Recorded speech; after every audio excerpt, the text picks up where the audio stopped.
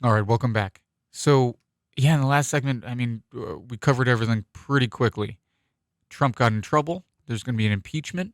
Got in trouble for that phone call. Um, now what's next? Well, what we're going to do is we're going to continue to cover this thing, and we're going to talk about two concepts. We're going to talk about foreign meddling in an election, because that's one of the narratives you're going to hear. And what we're also going to contrast that with is something completely different.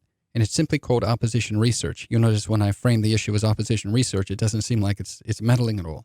And this is exactly what the battling narratives are going to be all about. What I think it's actually about is the ethics of opposition research. To start this, let's play clip number 99. Your campaign this time around, if foreigners, if Russia, if China, if someone else offers you information on an opponent, should they accept it or should they call the FBI? I think maybe you do both. I think you might want to listen. There's nothing wrong with listening. If somebody called from a country, Norway, we have information on your opponent. Oh, I think I'd want to hear it. You want that kind of interference in our elections? It's not an interference. They have information. I think I'd take it. If I thought there was something wrong, I'd go maybe to the FBI if I thought there was something wrong. But when somebody comes up with Oppo research, right? They come up with Oppo research. But you go and talk honestly to congressmen. They all do it. They always have. And that's the way it is. It's called Oppo research. He's saying this is a kind of common practice, when even kind of throwing Congress under the bus there. So, is opposition research bad, or does it bring truth to light? Yeah. So, what's the issue here is you want democracies to serve truth. And if what you're doing is getting truthful information, then that seems to be something that helps democracy, so long as you're not procuring it in an improper way. And this issue of opposition research, both sides do this. And I think we did a show previously on this over the summer. There's claims that there's a good bit of evidence to think that the Hillary's campaign was using certain entities in the Ukraine to try to get dirt on Trump's Manafort connections. And so the opposite is happening as well. In the transcript with Zelensky, it's very interesting to read that, because in that transcript, Zelensky himself was taking the position that the prosecutor Shokin was treated badly. In fact, there's documentary evidence suggesting that when Shokin was ousted, that Burisma went before the new person and had to apologize and say, look, we know this was just a narrative and we're sorry for that. There's two sides to this story, Adam. There's two sides, and I want to say this.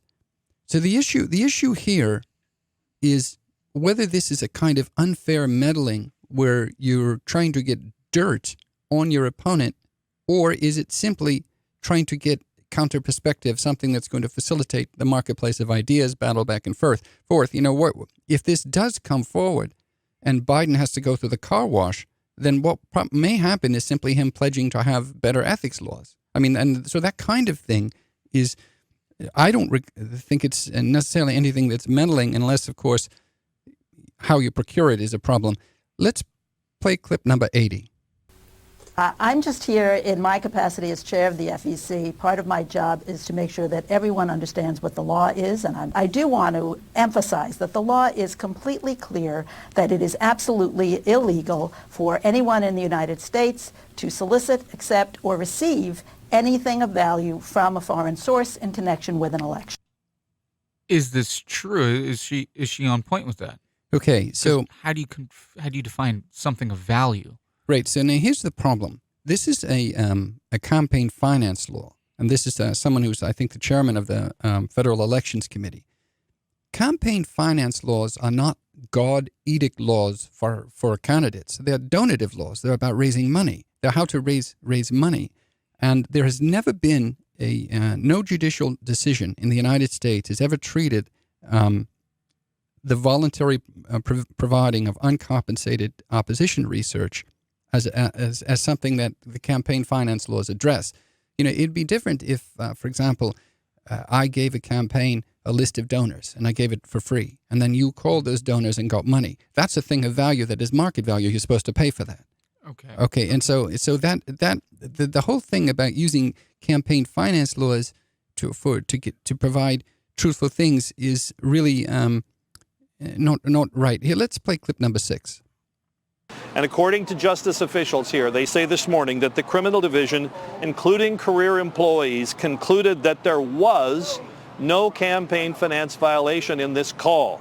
They did so after looking at the call, talking to people at the White House about the call, and they concluded that what the president was asking Ukraine to do did not amount to a thing of value, which is what the law would require in order to be the solicitation of a foreign contribution to a campaign. So DOJ said it asked the White House for notes of the conversation and that the White House voluntarily turned them over, and this conclusion was apparently reached here at Justice last week. So there has to be 1, compensation, and 2, it has to be determined to be something of value. Now, right. It has to be, I would argue this, it has to be related to money. I mean, raising and spending money. It's a campaign finance law. Yeah, it's not like a campaign edict for keyword finance. And we can talk. There is also special rules for foreign entities. And so for example, if I want to get a campaign donation money from a foreign entity, there's a problem because the law says I can't ask for that. But there are, the campaign finance laws are complex. There are ways around it. The way that you do this is you get an American lobbyist. You have to have a registered lobbyist. This is what Manafort got in trouble for. He was a foreign lobbyist and didn't register. You're supposed to register and then accepting money, lobbying, that foreign lobbying does actually happen. So that's how money works. Well, we're not talking about money here. What we're talking about is trying to procure truthful information in democracy. Yeah, so again, it just raises that same balance, that normative debate that you mentioned last segment. Is this just bringing stuff to light, bringing the truth to light, or is it I don't know, stirring muck in the pot, inviting other foreign entities to start investigating start meddling in our election? Right. So, and we're going to talk about that in 1 second. We're going to talk about how it would be illegal to get Oppo research. But before we do that in 1 second, just give me clip 97. Your son, Don Jr., is up before the Senate Intelligence Committee today. And again, he was not charged with anything. In retrospect, though, by the way, not only wasn't he charged, if you read it, with all of the horrible fake news, I mean, I was reading that my son was going to go to jail. This is a good young man, that he was going to go to jail. In June of 2016, just months before the election, Don Jr. received an email from a business associate promising dirt on Hillary Clinton from the Russian government. Don Jr.'s response, "If it's what you say, I love it." The conversation led to a meeting in Trump Tower that included the president's son, his son-in-law Jared Kushner, and a Russian lawyer. Don Jr. insists nothing came of it. Don Jr. could have gone to jail for that. Was when he met with Russia, met with Russian leaders. This was all looked into, and this is when the Russian leaders in 2016 contacted the Trump campaign and said, "Hey, we've got this dirt," and we went through this whole thing. Don says, "Okay, sure, let me see it," and he goes to the meeting, and Mueller looks at that and says, "Look, that's not illegal. It's not a violation of the campaign finance law. If you get truthful information from a third party and you're going to use it in an election, there's also a First Amendment. The First Amendment allows for that."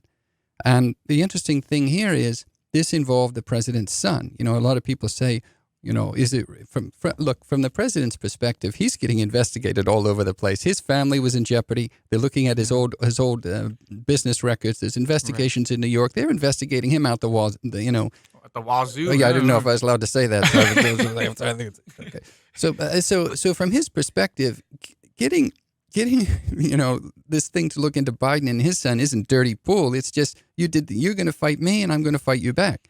It's that kind of thing. Would it have mattered if there was an offer and compensation, if he would have paid for information? Now, this is perfect. It's perfect because this gets into exactly what it is. There are illegal ways to get opposition research. And I'll give you an example. You yourself can't violate any laws when you get the research. You can't steal the stuff. You can't hack into a server.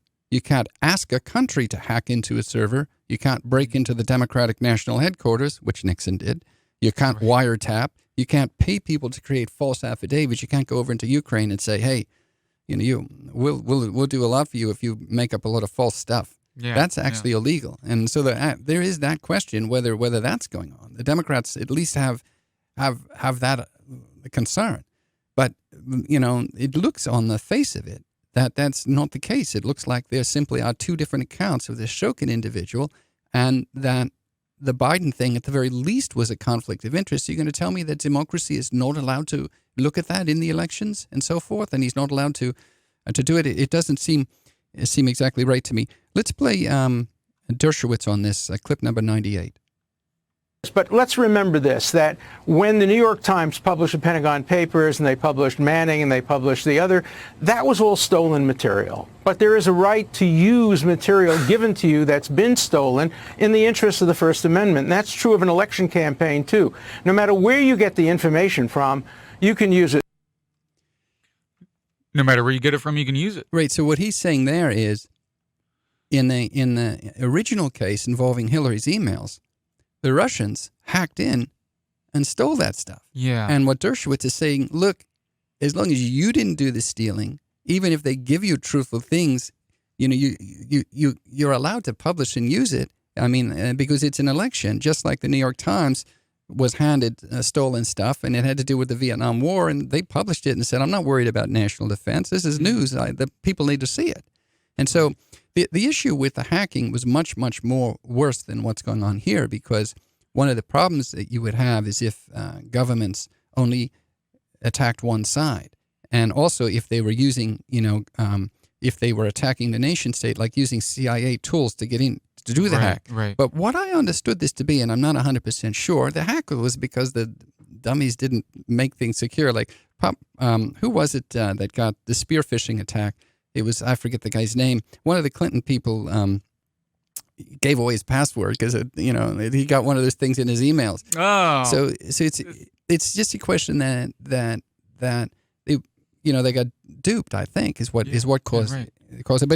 But anyway, there's nothing like that happening in this thing. That's old news. That was the Mueller report, and Mueller pretty much cleared Trump on those things, which is why they tried to go the obstruction route. I remember when we covered the Mueller report. Trump doesn't even necessarily have to release or publish any of that information. He just gives it to somebody else, puts it on WikiLeaks. It doesn't really matter. It's not necessarily tied back to him, right? Until Don Jr. goes and has that meeting. Well, the one thing is, remember that when Don Jr. took that meeting, there wasn't anything there substantial anyway that they had. Nothing came of that. What happened instead is it went out through WikiLeaks. That would be the normal way. If somebody hacked in and got something, they'd send it to WikiLeaks. There's no reason to give it to the campaign. So that's another little thing. Let's I need a second.